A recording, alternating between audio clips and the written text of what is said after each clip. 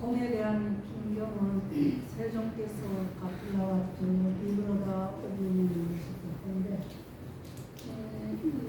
우리가 배우는 중에 카필라와트에서 설하신 분이 처음입니다. 주님 탄생하신 나라 카필라 왕국의 카필라와트는 수도예요. 거기가 머무셨을 텐데 주님은 항상 이제 아침에 일어나서 세수하고 옷을 갈아입고 한 8시쯤 되면 탁발을 나가요. 탁발을 나가서 탁발은 한 1km 정도 그 정도의 1km 정도 되는데 그쯤에 이제 나가서 탁발을 해서 돌아와서는 공연을 마치고 또 이제 그 이후에는 좌선을 하셔요. 그때쯤 되면 이제 한낮이 되어서 인도에 몹시 덥거든요. 그래서 그때는 이제 전부 수행자들이 좌선을 합니다. 좌선을 하던 이제 어떤 성원을 찾아가셨어요. 무슨 성이냐면 깔라케마까지 같이 온 성원인데 거기 가보니까 전보다 차례를 많이 해놓고 수행자들이 많이 거주하는 것 같아. 보니까 여기서 수행자들이 많이 거주하고 있구나 하고 이제 그래서 자리를 잡아 좌선을 하시고 이제 오후 한 2~3시 돼서 자리를 풀고 일어나셔가지고 또 가타카라는 성원이 그것도 이루다 숲을 그 안에 또 하나 있어요. 거기를 이제 찾아갔어. 하필이 거기는 안 한다고 가사를 짓고 있었어요. 그때 결제철이 지나가지고 3개월 지나고 4개월째는 이제 여행 준비를 해서 가사도 만들고 모자라는 부분에 대해서 다 이제 준비를 하는 그런 기간이에요. 가사를 짓고 있는데 아난다가 딱 아유 나오셨으니까 요즘 저희들은 가사를 짓느라고 가사 짓는 기간이라서 이렇게 가사를 짓고 있습니다. 지금 자리에 이렇게 앉아서 지금 이제 아까 그 많은 자리를 보고는 가까까 아니야 어디야 깔라마까따에 그 들어가니까 자리가 많은 것을 보고 기부들이 이렇게 모여가지고 있으면 공부도 안 되는데 이런 생각을 하셔가지고는 책 펴셨어요? 예. 책 펴시고 책이 천벌인데 보시는 거 다 나와요. 그래서 이제 아난다 존자한테 물어요. 요즘 거기에 많이 수행자들이 거기 머물고 있는가? 예, 요즘은 거기 많이 머물고 있습니다. 근데 이제 그때부터 주님께서 법문을 하기 시작합니다.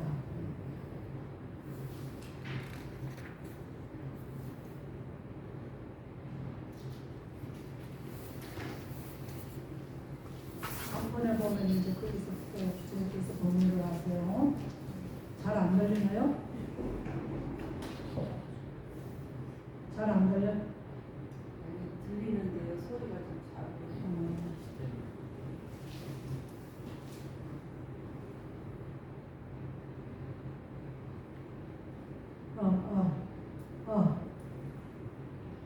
지금은 들려? 아까보다 나? 한번 더 올려주세요, 그냥. 네. 잘 들립니다. 됐어.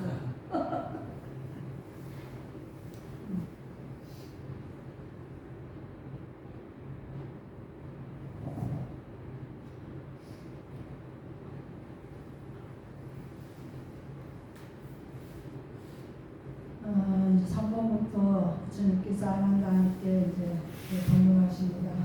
아난다여, 참으로 비구가 대중에 사는 것을 좋아하고 대중에 사는 것을 즐기고 즐거움에 몰두하며 우리의 즐거움에 몰두하면서 그렇게 지내면은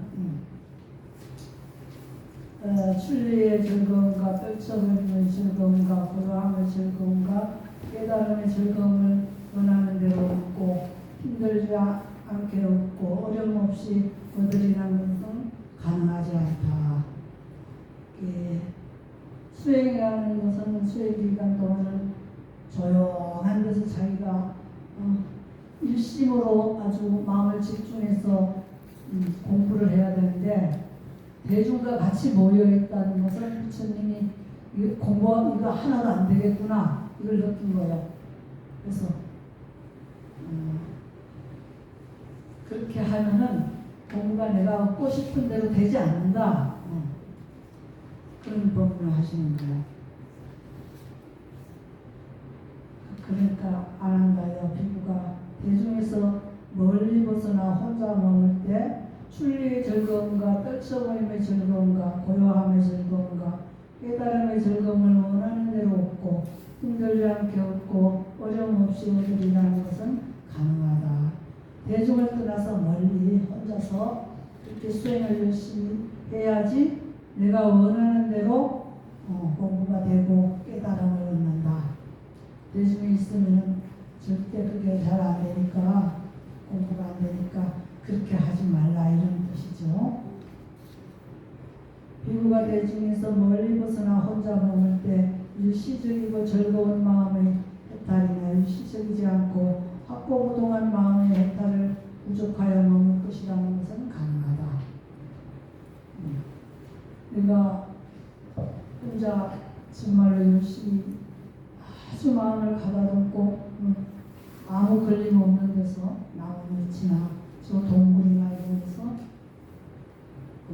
수행 주제를 가지고 수행을 하다 보면은 내가 원하는 대로 이것이 자꾸 발전돼서 나가는 거예요.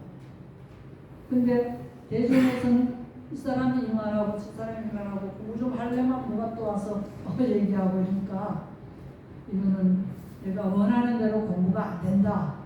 대중에서 공부하려면 대중에 있지 말고 홀로 공부하라 이런 말씀이에요.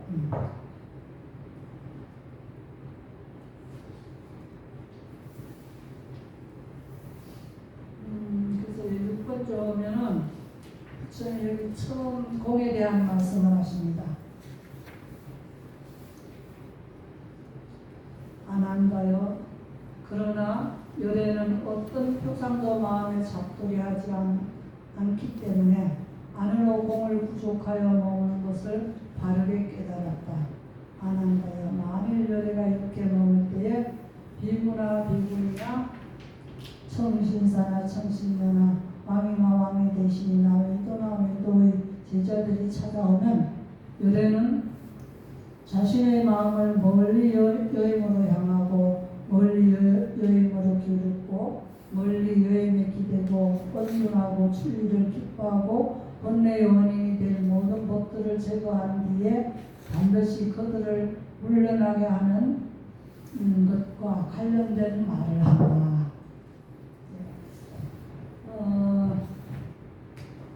이제 수행하는 사람들은 수행하는데 누가 그렇게 찾아왔다. 신도들이 찾아왔다. 그러면 그 사람들하고 이야기하는 도중에 마음이 많이 흐트러져요. 다 흐트러져서 냉중엔 그 사람들한테 도로 유혹을 당해. 그래서 공부에 큰 방해가 된다고. 그런데 부처님은 공에 머물고 공을 깨달았기 때문에 나에겐 그런 것이 하나도 없어서 그런 신도들이 찾아와서 이야기를 해도 오히려 그 사람들이 공에 들어갈 수 있는 그러한 법문을 해줘서 그 사람들이 신심을 해서 가도록 나는 그렇게 할 수 있다. 난 그런 능력이 있다. 이 공이란 말이 이제 뒤로 나오는데 공에 대해서 오늘 제가 말씀을 좀 깊이 드릴게요. 7번에 안 한다요. 그러므로 비구가 만일 안으로 공을 정득하여 머물리라고 원한다면 그는 안으로 마음을 고정시키고 안정시키고 하나가 되게 하고 삼매에 들게 해야 한다. 안 한다요. 그러면 어떻게 비구가 안으로 마음을 고정시키고 안정시키고 하나가 되게 하고 삼매에 들게 하는가? 이거는 우리가 여태 많이 배워왔던 거예요. 안으로 조용히 공에 들 수 있는 이 과정은 5개 있죠. 감각적 욕망, 혜태와 원칙, 악의, 또 뭐냐? 악의, 혜태와 원칙, 나도 잊어버렸네. 들떴과 후회, 그 다음에 의심. 요것이 일단 교육을 이렇게 부처님 말씀을 본문을 많이 듣고 요것이 제거돼야 돼. 수행할 때 감각적 욕망은 아니니 설신에 의해서 들어오는 모든 유혹적인 그 형상에 우리가 말려들어서 거기서 놀아나면 안 되기 때문에 그것을 완전히 차단시키라고 해요. 제거하라고. 감각적 욕망은 많죠. 우리가 하고 싶은 것들 다 감각적 욕망이에요. 물질적인 거. 물질적인 거 전부 야 이것도 사고 싶고 저것도 사고 싶고 저런 사람도 만나고 싶고 이런 사람 만나기 싫고 너 만나기 싫은 건 악이고 내가 원하고 하고 싶은 건 감각적 욕망이에요. 내가 즐겁고 사랑스럽고 이걸 막 가지고 싶은 이런 것들 그런 것들과 이제 또 혜태와 원칙, 들뜸과 오해 이런 것들 우리가 공부하려고 하면 이런 것이 나에게 장애되는 것들이 마음속에서 왔다 갔다 하는 것을 우리가 다 관찰할 수가 있어요. 그리고 마지막에 의심이라는 것은 불교를 확실히 이해를 못해서 의심이 생기는 거예요. 아, 스님이 이렇게 말씀하시는데 그게 정말로 그럴까? 나는 이해가 안 가네. 그 의심이야. 아예 부처님이 이렇게 말씀하면 또 아예 그건 부처님 세계야. 우리는 몰라. 우리 그렇게 하고 어떻게 살아? 이게 믿음이 안 가. 이거 의심이에요. 부처님 말씀하시는 오라. 그래. 그렇게 해서 공부를 하다 보면 우리가 해탈해서 열반에 갈 수 있다니까 이걸 한번 우리가 시도해보자. 이렇게 한번 결정을 했으면은 그 결정한 것을 우리는 이루어내야 돼요. 그것이 약속이에요. 내가 결정한 건 나와 약속이에요. 부처님과 약속이고. 근데 이 약속을 그냥 아무렇지도 않게 상대가 약속한 것보다 이거는 더 큰 것인데 아무렇지도 않게 버린다고 이 약속을. 그러니까 이제 여기서 저 사문방만 나가면 잊어버린 거잖아.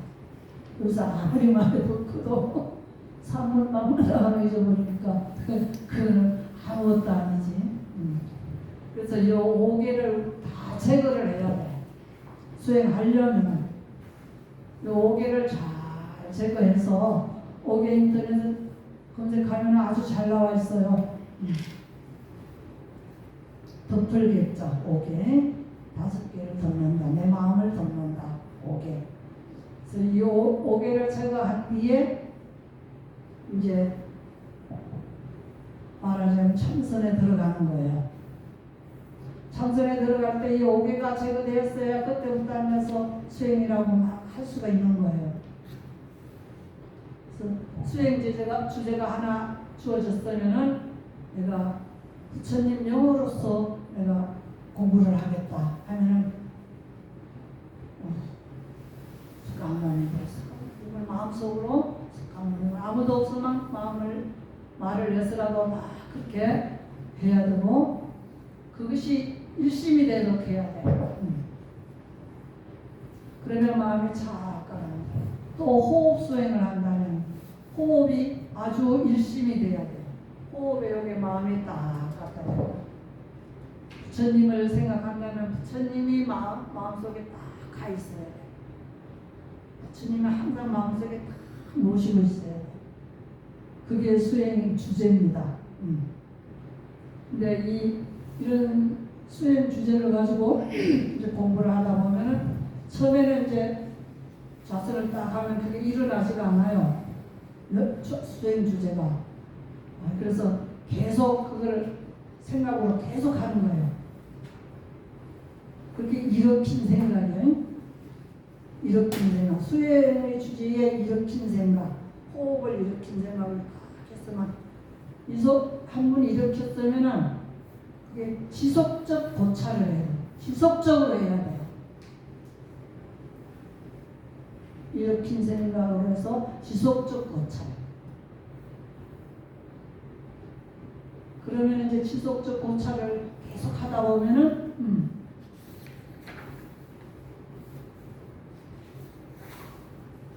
떨쳐버렸으면서 생긴 기쁨이 나와요.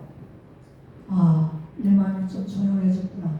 이렇게 생각으로 계속 지속적으로 밀고 나갔더니 마음이 조용해졌어.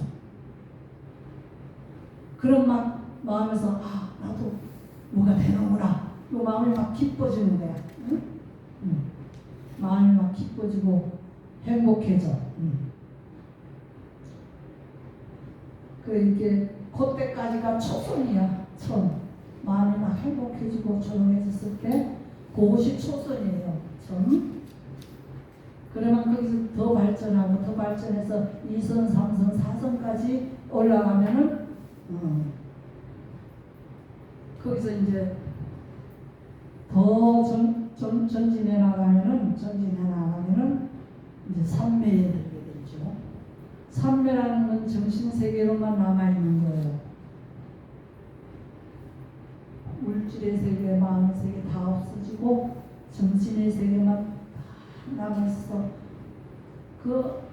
그거를 이제 들어가 봐야 알지 얼마나 좋은지. 그렇게 들어가는 그게 행복의 길입니다. 근데 이거를 이대로 부처님은 항상 수행을 얘기하셨지 뭐 교리, 문답, 뭐 외우고 이런 거를 말씀 안 하셨어요. 항상 이렇게 수행을 해라.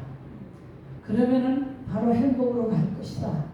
열반으로 이룬다. 이렇게 항상 그렇게 법원해 주셨어. 9번에 보면은 그렇게 이제 수행을 해서 삼매에 간다. 그러면 9번은 안으로 공을 마음에 잡도록 한다. 수행 대상도 버리고 공을 다 버린 상태에 삼매에 들면은 다 버릴 수가 있어요. 수행 주제를 버릴 수가 있어요. 그게 공입니다. 그는 안으로 공을 마음에 잡도록 한다.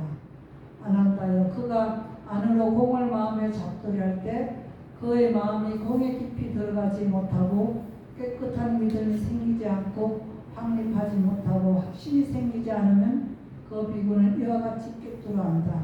내가 안으로 공을 마음에 잡도록 할 때 나의 마음이 공에 깊이 들어가지 못하고 깨끗한 믿음이 생기지 않고 확립하지 못하고 확신이 생기지 않는다. 라고 이처럼 그런 것을 분명히 알아차린다. 분명히 꿰뚫어 알아차린다. 내가 이렇게 삼매에 들어서 이것이 계속 유지 안 되고 이렇게 마음이 흐트러지는 것을 내가 이렇게 관찰할 때 내가 이 삼매에서 좀 벗어났구나. 내가 마음이 혼탁해졌구나. 이걸 내가 알아차려야 된다.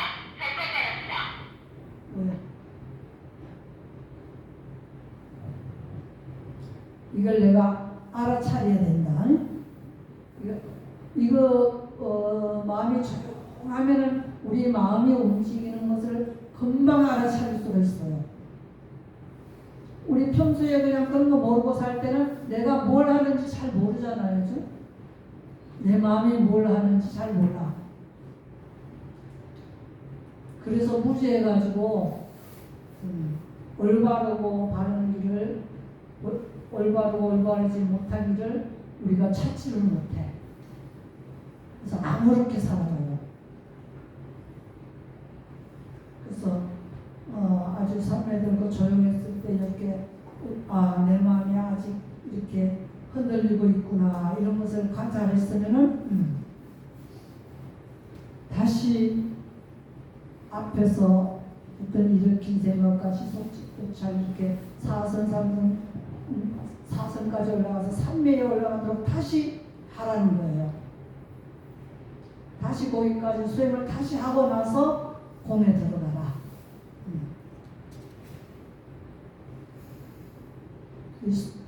수준이 이게 꽤 높은 겁니다. 부처님이 수행에 대해서 말씀하시는 거기 때문에 우리가 수행을 겸해서 자꾸 하셔야 돼.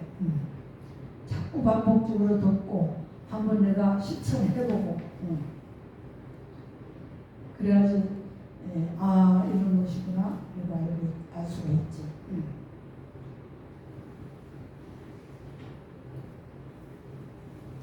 그 비구는 이렇게 행주자화에도 이렇게 다 관찰을 하면서 자선할 때는 우리 산매에 있지만은 그냥 일상생활의 행주자화에서는 내가 내 마음이 이렇게 지금 흥분하고 있구나. 무엇에 흥분하고 있나. 이렇게 자꾸 관찰을 하면서 흥분하면은 이렇게 흥분하는 이유가 뭘까? 원인이 뭘까? 이렇게 알아차리면서 그걸 찾아서 마음을 조용하게 또 가라앉히고 이런 것을 자꾸 해야 된다는 거예요. 이해가 갑니까? 참 재밌어요. 이거 한 번 시도만 해보면은 너무 재밌어요. 근데 아예 시도도 안 한다고 그래요. 부처님 말씀이 부처님 공부를 못하는 게 뭐냐면은 아예 시도도 안 하는 게 그게 한 가지고 중간에 포기하는 거, 하다가 포기하는 거, 이게 두 가지네. 불교를 완성하지 못하는 건 여기 두 가지래요. 아예 몰라서 안 하는 것하고 하다가 중도피 하는 거고. 그렇지 않으면 모든 걸 다 성취 안 되는 거예요. 여러분들은 이제 시도했어요? 네. 시도했으면은 끝까지 가야 해요. 중도에 포기하면 난 해다는 게 모르겠어. 그런데 우리가 옳은 길로 행복한 길로 가는 걸 찾으면서도 그 길로 안 간다는 것은 다른 길로 가고 있다는 거예요. 이게 모순되지 않아요? 찾으면서 이 길이 이렇게 오면 행복한 길이다 했는데 그 길로 안 가고 내가 평소에 하던 즐거움으로 간다고. 그러면 이제 후퇴하는 거지. 중도에 포기되는 거지.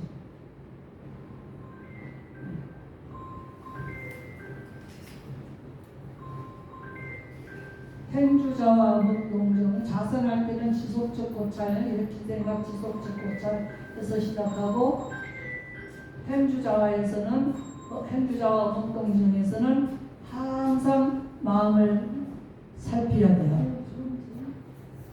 마음을 살펴서 내가 어디에 내가 마음을 치중하는가, 내 마음이 어디로 갔나.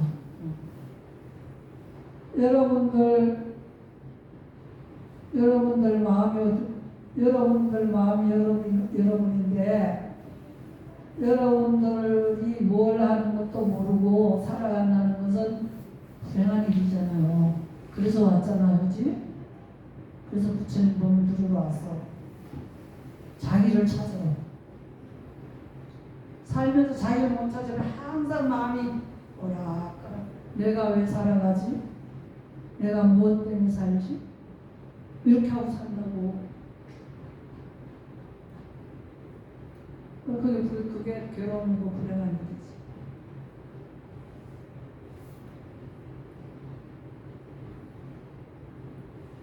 그래서 여기 또 이제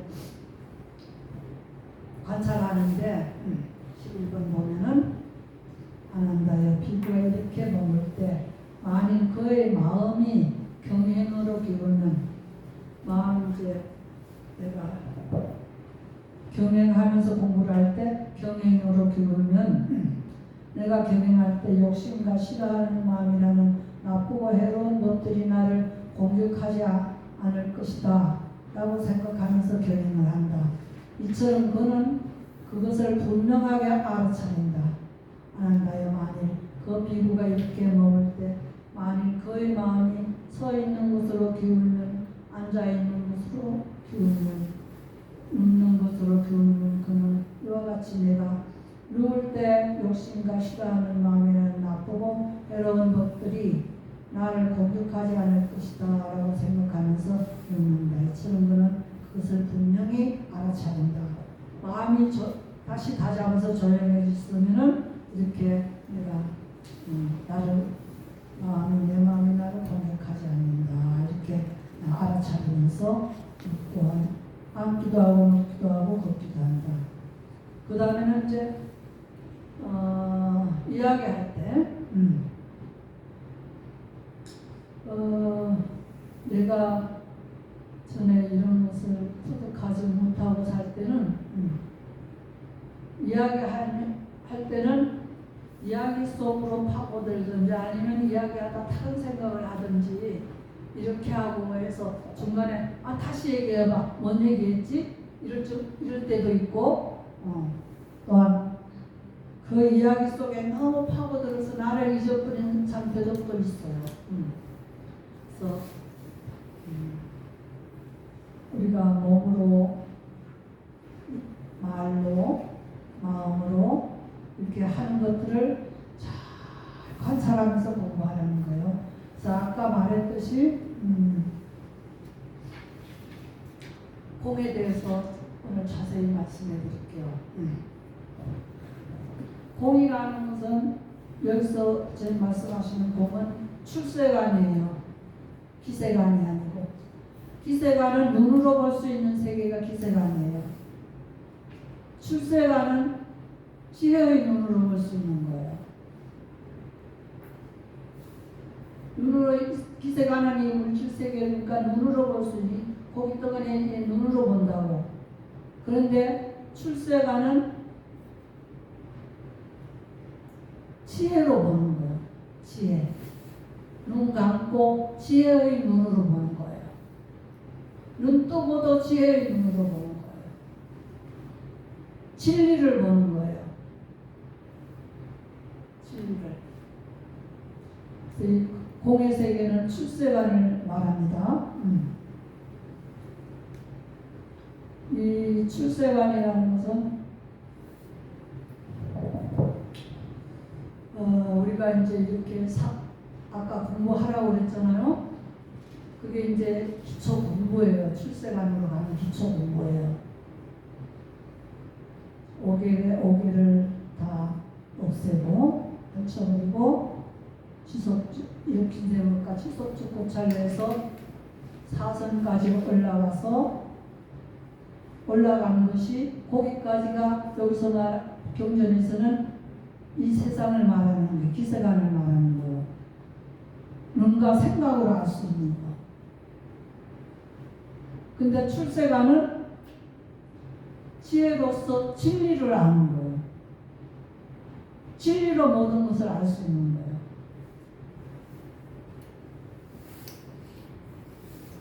진리는 마음이 조용하고 아주 일심이 됐을 때 보이는 것이 진리예요. 진리는 조건 따라 일어났다 사라졌다 하는 것이 진리예요.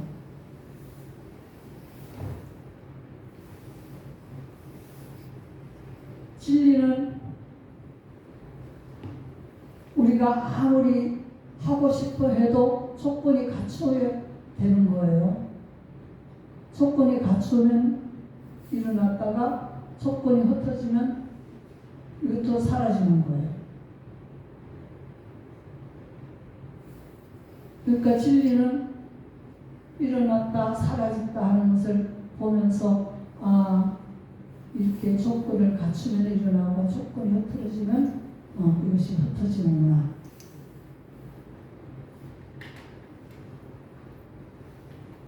우리가 행복으로 가고 싶고 나를 찾고 싶어서 여기 왔는데 조건이 안 갖춰준다는 것은 부처님이 하라는 대로 공부를 안 하면 조건이 안 갖춰지는 거예요. 부처님이 이렇게 해라 해서 그거 실천에 옮겼을 때 깨달음의 조건이 갖추어져 나가는 거예요. 그래야 진리를 보고 나면 모든 것이 환한데 그 기간을 조건을 갖추지 않고 내가 원한다면 그건 절대 이루어지지가 않아요. 조건을 안 갖춘다는 건 다른 쪽으로 가면서 이쪽을 원하는 거예요.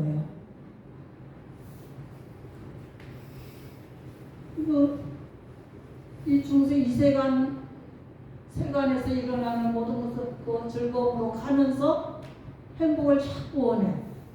그게 아닌데 그리 가면 괴로운 건데 행복이 이루어지지 않았을 때 괴롭잖아요. 내일 저걸 사고 싶고 저걸 원하고 싶고 갖고 싶은데 그거 안 됐을 때는 괴로운 거예요. 근데 이쪽에 부처님 말씀하신 출세강품은 이러이러해서 이렇게 오면은 꼭 행복을 얻을 것이다 하면은 부처님이 하라는 대로 공부를 해야 돼요. 부처님 말씀을 확실히 이해해서 믿음을 가지고 공부를 이렇게 해나가면은 조건이 자꾸 갖추어져서 깨달음이 끝에는 탁 오는 거예요. 출세간의 깨달음이. 그게 공입니다. 대상이 없는 나 지혜 홀로 있는 것. 홀로 있으면 하나죠 모든 게. 근데 부처님이 그렇게 45년 동안 말씀하셨는데 그때 사람은 그래도 그것이 부처님 못 만난 것이 한스럽게 돼가지고 정말로 열심히 해서 다 성취를 했어요. 근데 지금은 내가 볼 때 아까 말한 거하고 똑같다니까. 원하기만 하지 조건을 안 걸쳐. 이 세간에서도 출세하려면은 성공하려면은 조건을 갖추어야 돼요. 근데 하물며 우리가 깨달음을 가는데 그 깨달음에 가는 조건을 안 갖춘다면은 이것은 천리만리로 달아나죠. 그래서 이 경전을 읽으면서 부처님 이렇게 하라는 뜻이 무엇일까 다 알아차리고 그래 실천으로 옮겨오자. 이게 이 세상에서 살아가면서 하는 것이지 별따로 하는 거 아니잖아요. 우리가 이 세상에서 살아가면서 어떻게 살아가야 될 그 방법을 찾는 건데 부처님 가르쳐 주는 건데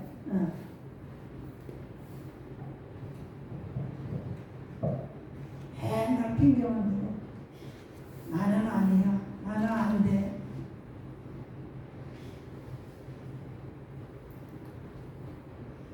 근데 이제 아까 먼저 번에도 한번 말씀드렸듯이 지혜, 또 이 기세간에서도 지혜가 있는 사람은 자기가 어떻게 하겠다는 걸 꾸준히 하고 나간 사람은 성공 다 해요.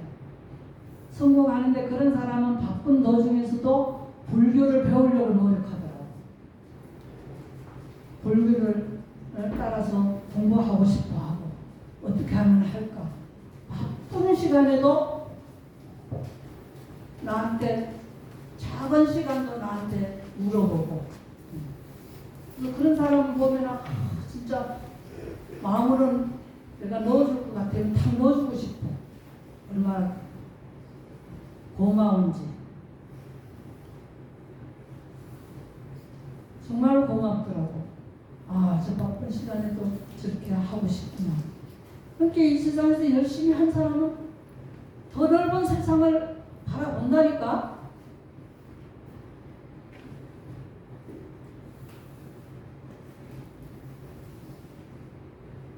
잘 왔어요. 가족인가? 예. 응. 아들하고 근데 뭐 공부할 때 좋은 말 할 때 다 빼놓고 뭐.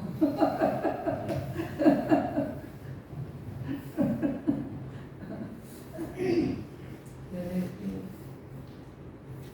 그게 공이에요. 공을 찾아가는 것이고, 공을 찾아가는 것, 출세가는 건 어떤 것이냐? 진리를 안다는 것은 길을 안다는 거예요. 길을. 무슨 일을 할 때, 거기는 이렇게 가야 바른 길이고 성취한다. 이 길을 안다는 거예요. 진리를 안다는 거는. 진리를 모르는 이 세간은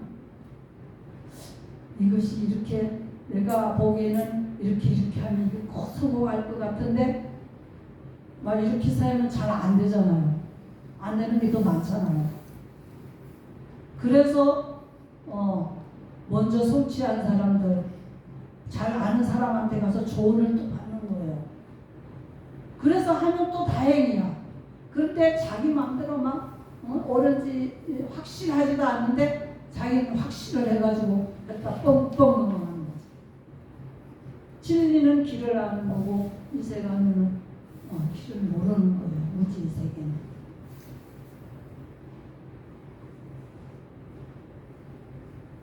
이 지혜의 문만 열리면 길은 그대로 그냥 다 뚫렸어요.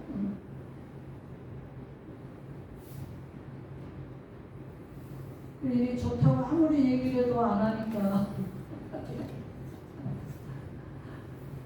안 하면서 발언하는 게 무슨 이치요? 그건 이치도 아니야.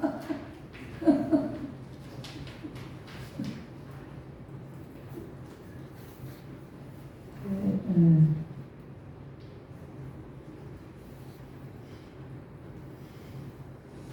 11번 봅시다.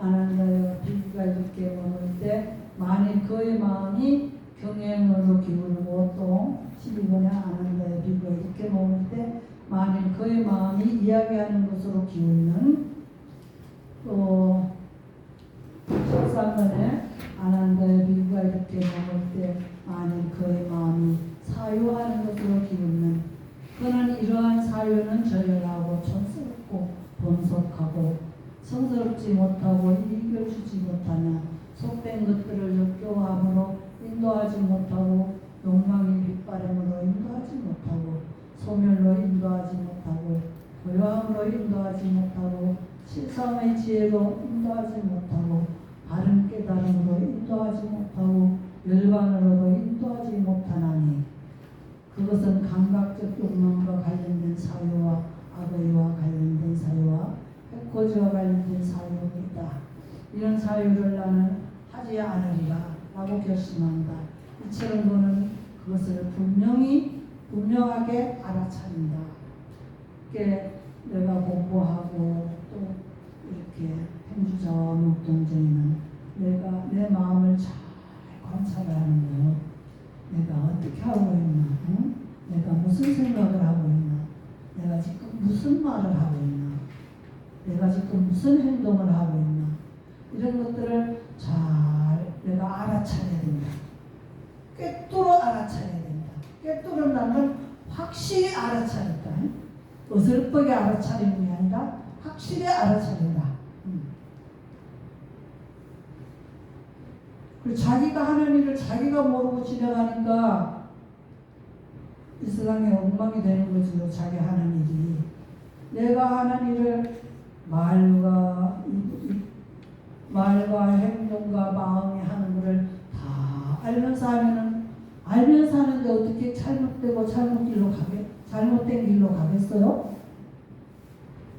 모르니까 잘못된 길로 가지. 내가 윗바사나 공부할 때 처음에는 참 어렵더라고요. 이 마음 본다는 것이. 마음이 얼마나 빨리 달아나는지 찰나찰나 달아나서 마음 본다는 게 정말로 어렵더라고요. 그런데 결심하고 보면은 그것이 뭐예요? 생각하는 것과 생각을 하는 도중에 또 무슨 인연이 다른 인연이 반연이다 하면은 또 그쪽으로 그 이야기 도중에 그것은 끝나고 그쪽으로 또 가요. 그쪽에서 또 다른 반연이 되면 왜 또 이쪽으로 가고 생각이라는 건 과거의 기억이랑 미래의 생각이기 때문에 찰나찰나 인연 따라 막 바뀌는 거예요. 그래서 그런 걸 참아내도록 조용한 마음으로 우리 시간이 있을 땐 그렇게 해봐야 돼요. 그리고 평소에도 우리가 일하잖아요. 일하면서 다 일하면서도 다른 생각하고 다른 생각해다 퍼뜩 또 와서 또 일하고 일하면서 또 여기 갔다 왔다 계속 그런다고. 근데 이런 것을 잘 관찰하면은 아 이렇구나, 부처님 말씀하신 게 이렇구나. 정말로 맞습니다. 정말 맞습니다. 예수 믿는 사람들은 맨날 맞습니다. 한마디 하면 맞습니다 하고 나네. 근데 우리 부처님 믿는 사람은 모르는가 봐. 맞습니다도 안 해.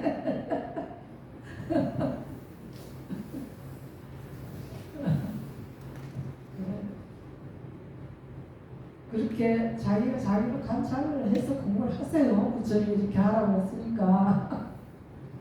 부처님은 절대 거짓말 하시는 분이 아니에요. 진리를 깨달은 사람은 거짓말을 할 수가 없어요. 다 보여서.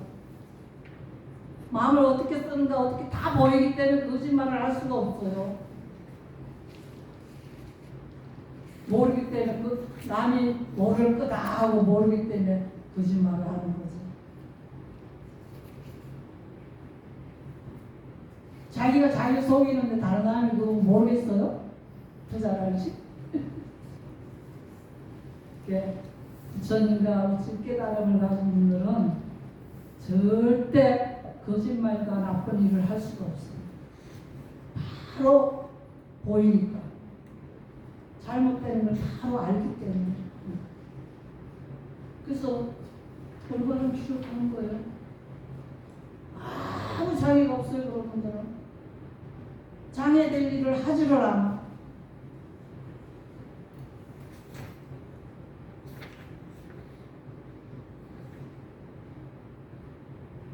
우리 젊은 분들 시간이 일요일날 셋째 주 일요일인데 네. 오실 수 있으세요? 노력하겠습니다. 올 수 있습니다. 꾸준히 다녀야 돼. 여러분들 행복을 찾는 길인데 이거 소홀히 하면 안 돼. 네. 다른 시간을 영심해서 연장시키고 다른 일들은 다른 일로 시간으로 연장시키고 꼭 와야 돼. 네. 책 아무리 사도 집에서 읽지도 않아. 이 어른들도. 그래서 집에서 한번 읽고 오면 더 좋고. 네.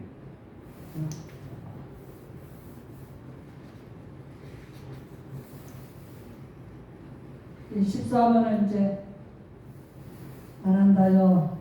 다섯 가닥의 얽음에는 감각적 욕망이 있다.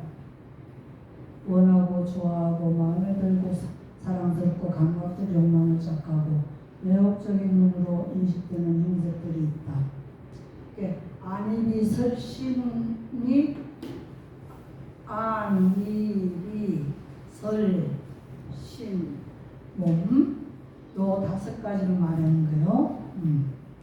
다섯 가닥이면 그것이 대상을 만났을 때 눈은 눈대로 와, 저 사과 맛이 깨끗 생겼다.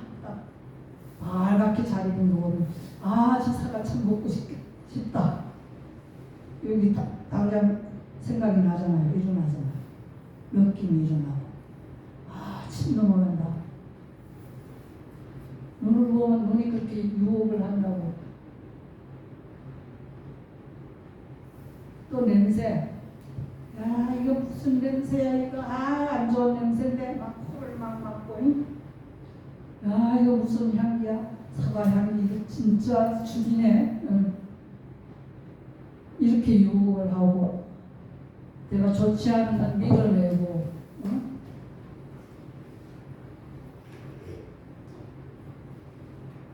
그러는 것이 이 감각기관이에요. 감각기관. 이 감각기관이 몸으로 인식되는 감촉들이 합니다. 이들이 5가닥에 얽으면 감각적 욕망이다.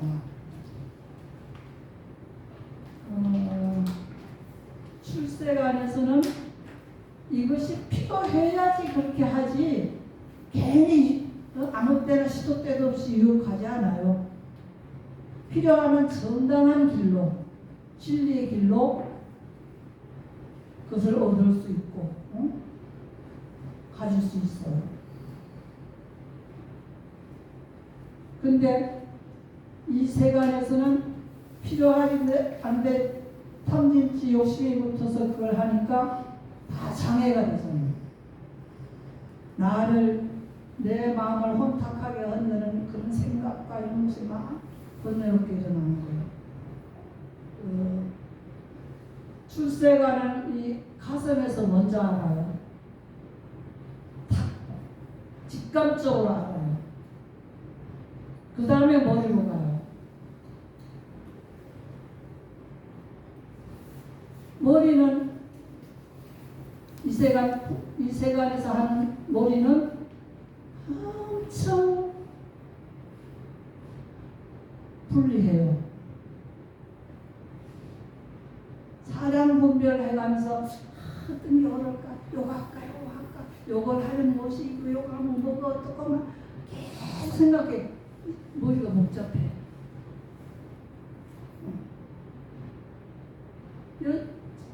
출세가는 여기서 다 알면 이게 그대로 되는 거예요. 근데 기사가는 여 머리에서 엄청난 걸 짜고 있어요. 그냥 할 수 있는 일을. 그래서 이 머리가 복잡해. 쓸데없는 에너지를 엄청 많이 쓰는 거예요.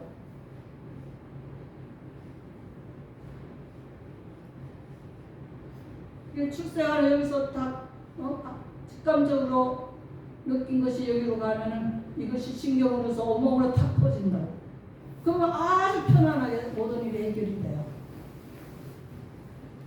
머리에서 전체적으로 신경 전달을 하잖아요.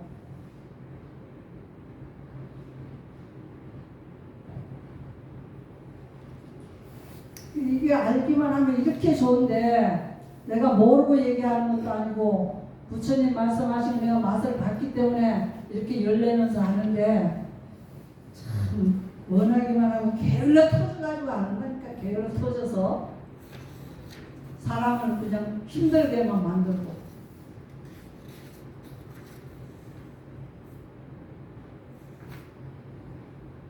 이제 가장 믿으면은 감각적 욕망 가운데 어떤 것에 대해 마음속에 흥분이 일어나고 있는지 아는가. 이렇게 관찰이 된다니까. 자신의 마음을 반조해야 한다. 반조해야 된다는 건 반대로 이렇게 비추어 봐야 된다네. 자신의 마음을 안으로 비추어 봐야 된다. 밖으로 보지 말고 반조해야 한다. 아난가야만의 비구가 반조하는 도중에 나에게 이 5가닥을 얽으면 감각적 욕망 가운데 어떤 것에 대해 마음속에 흥분이 일어난다라고 꿰뚫어 알면 그는 나에게 5가닥을 얽으면 감각적 욕망에 대한 욕탐이 제거되지 않았다라고 꿰뚫어 안다. 내가 수행하는데 감각적 욕망이 일어났다는 것을 알면 내가 아직 열심히 안 되는구나 하고 딱 안다는 거예요. 그 다음에 이제 그렇게 꿰뚫어 알아야만이 우리가 다시금 수행을 다시 돌아와서 마음을 신으로 만들어서 다시금 수행을 할 수 있잖아요. 예. 16번에는 오온의 관찰. 이거는 이제 시간이 좀 있으니까 이 새로운 분들을 위해서 오온에 대해서 얘기를 해주는데 잘 들어요. 네. 오온은 눈은 어떤 대상을 보나요? 예쁜 거를 보려. 네? 예쁜 거를 보려 할 것 같습니다. 그렇죠. 네. 형상을 보죠, 눈은. 네. 형상과 색깔 이런 걸 봐요.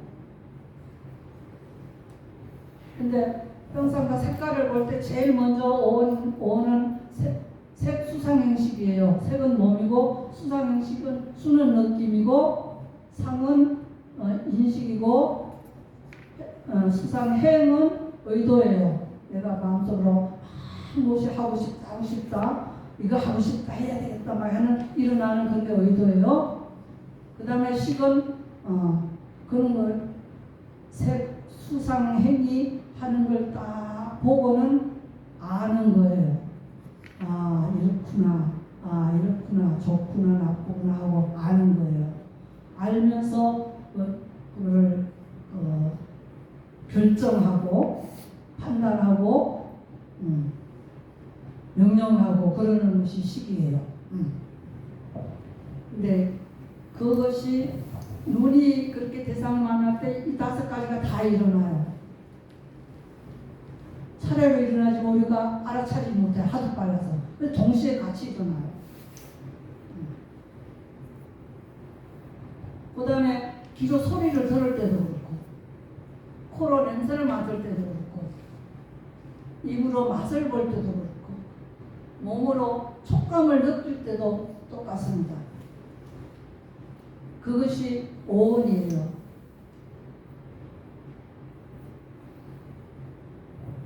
그래서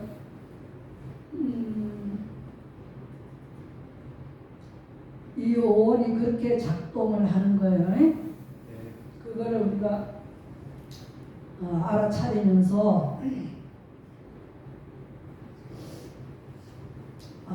이렇게 이 느낌도 찰나에 일어났다 찰나에 사라지지 걔가 느낌이 쭉 연결하지 않죠? 네.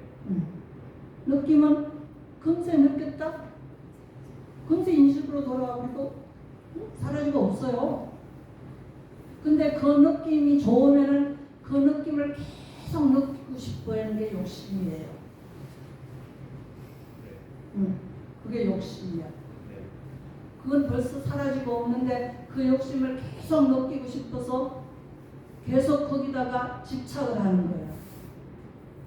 그것뿐이겠어요. 그거보다 나아가서 더 많지요. 우리가 그 모든 즐거워하는 것들이 많이 있잖아요. 그건 내가 좋아서 자꾸 그게 하고 싶은 거예요. 그래서 그걸 반복적으로 계속 하기 위해서 또 하고 벌써 날아가고 없는데도 그 행동을 또 다시 하고 내가 그렇게 느끼고 행동을 맛보고 싶어서 그건 순간 찰나인데 그 찰나를 계속 가지고 싶어서 그렇게 하는 거라고.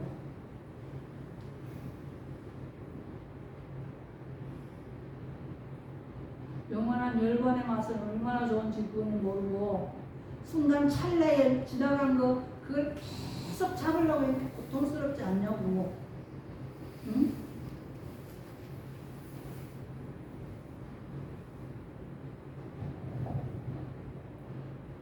그 오온이 그렇게 돌아가는 거니까 그 오온이 일어나고 사라지는 걸 우리가 자꾸 관찰하다 보면은 야, 너 형편없는 놈이다 이렇게 알게 될 수 있어요. 응? 야, 너 찰나적으로 일어났다 사라지고 일어났다 사라지고 너 허망한 것이 네가 날 그렇게 유혹했구나. 내가 착각했구나. 이렇게 깨달음이 온다니까.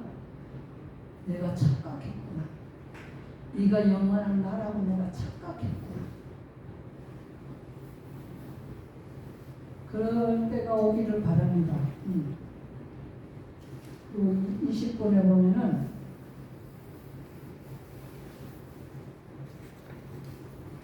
여기서는 이제 수행하는데 예를 들어서 주님 말씀하시는 거예요. 스승을 신임하고 따를 때 20번에는 스승을 신임하고 따를 때 이런 뭐 외우고 교리적이고 연구라고 계속 외우고 그런 거 하는 걸로 가르침으로 인해서 스승을 따르지 말라. 지금 그렇게 말씀하시는 20번째. 그럼 뭐 어떻게 하는 걸로 스승을 따르느냐 하면은 이런 수행을 가르쳐주고 지도하는 분을 따르라 이 말이에요.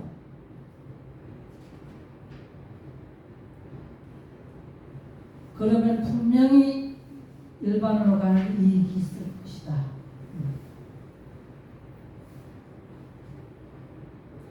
근데 이제 이 외도들 스승들이 자기 나름대로 공부를 하겠다고 이제 나무 밑이나 동굴 속에 뭐 빈집 같은데 이런 데서 이제 수행하는 힘들면 더운 곳이니까 그런 그늘진 곳을 찾아서 조용한 곳을 가서 수행을 하는데 그 수행하는데 그런 신도들이나 같은 사람들이 와서 질문을 하고 뭐 얘기하고 뭐 세상 이야기하고 이렇게 하다 보니까 이 스승이 그냥 마음이 막 흐트러져 가지고 헷가닥했다.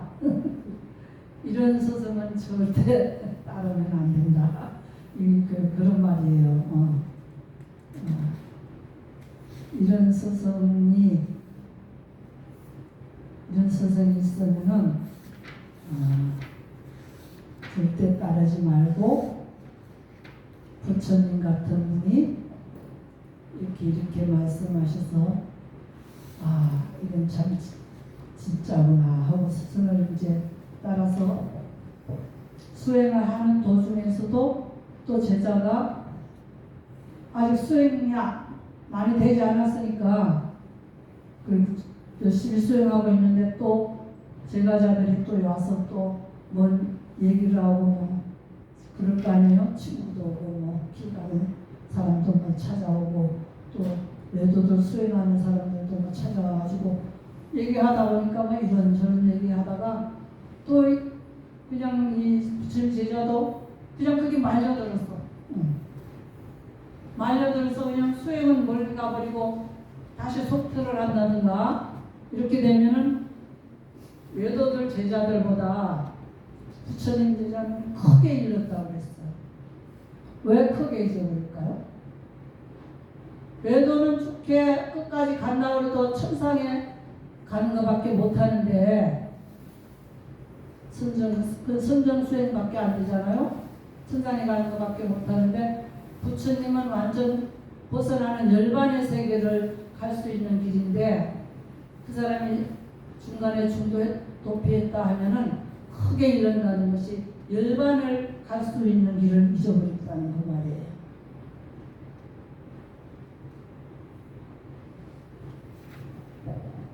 그래서 더 크게 잃는다고 말씀하셨어요.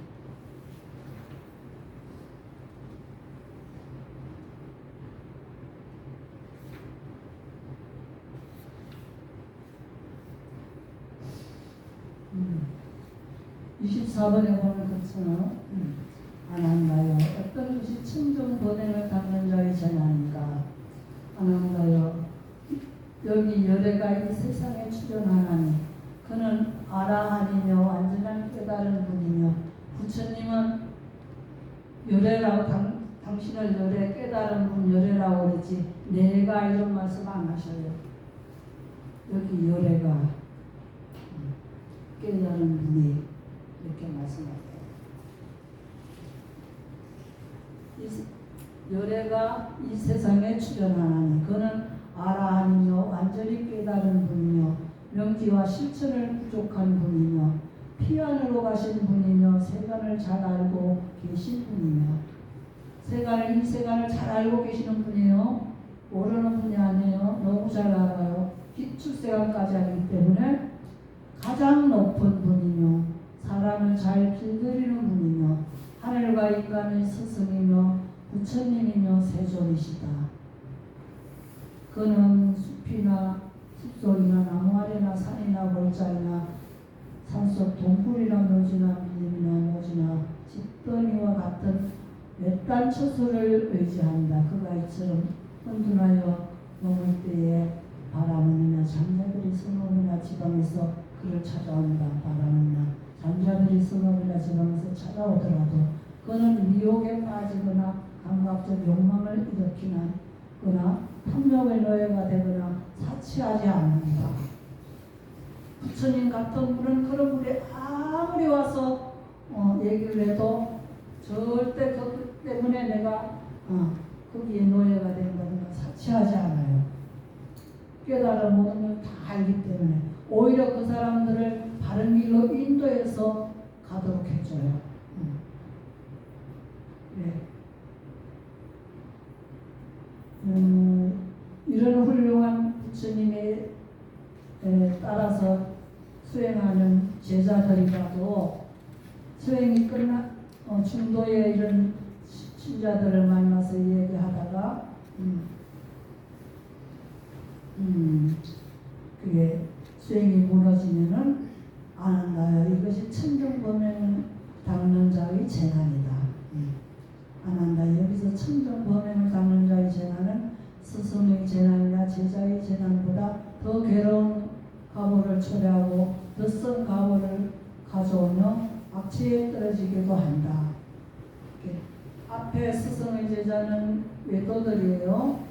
앞에 스승의 재난이나 제자의 재난은 외도들인데 지금 여기에 부처님 제자가 이렇게 다 이 중도에 포기하게 되면 크게 잃는다고는 재난이 그 외도들의 재난보다 더 괴로운 가보를 초래하고 더 쓴 가보를 가져오며 악취에 떨어지게 도 된다. 다시 이러한 기회를 맛보지 못한다. 악취에 떨어져서 크게 잃는다는 말이에요.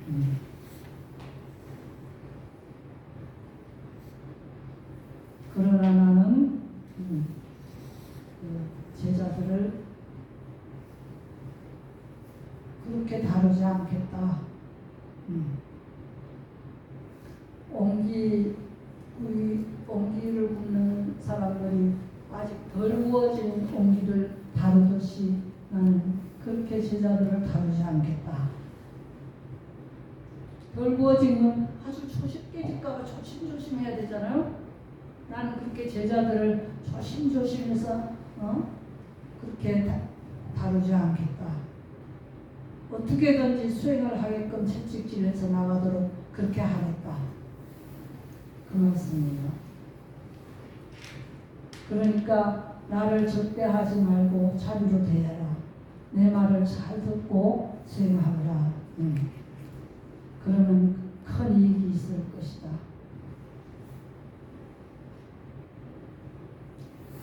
그렇게 내가 크게 다루어도 근기가 수승한 자는 머물러 있을 것이다. 근기가 수승해야 돼요. 옛날에 우리 조사선님들은 제자들이 오면 근기를 보느라고 엄청나게 혹독하게 다뤘어요. 또 그거 다 이기려고 나는 그것이 되었다 하고 지도를 잘해서 큰 스님을 만들어 주었잖아요. 제자를.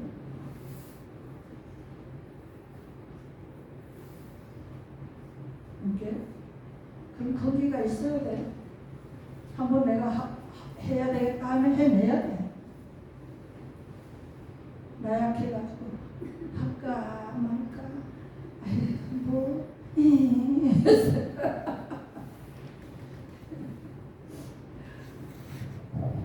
그러면 안 되겠죠? 여러분 책 사세요. 네. 원주도 안 사는데 왜 안 사요? 그 웃거리는 사람이잖아. 부처님 말씀하고 딱 맞아. 들어와서 책 탁 사가지고 읽어보고 마치 와서 질문도 하고 이래야 되는 거.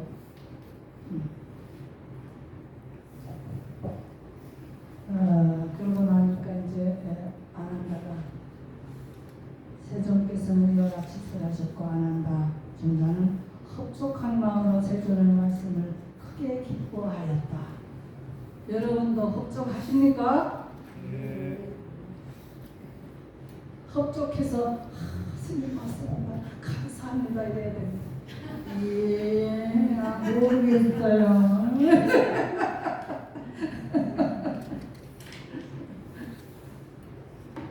이게 끝났습니다. 이걸로 질문 있으면 해주세요.